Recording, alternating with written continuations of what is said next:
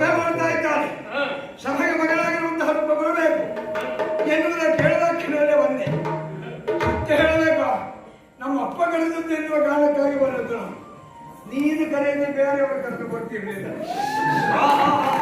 ಹಾಗಾಗಿ ನಮ್ಮ ಅಪ್ಪನ ಸಭೆಗೆ ನಾನು ಸೇರಬೇಕು.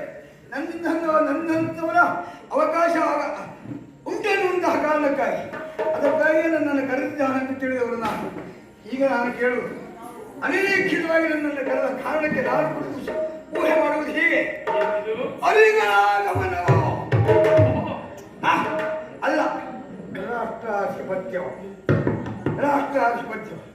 ಮುದುಕರಾದ ಮೇಲೆ ಬೀಗನಕಾಯಿ ಕೊಡೋದು ಸುದ್ದಿ ಎರೀತಾರೆ ಮಕ್ಕಳ ಕೈ.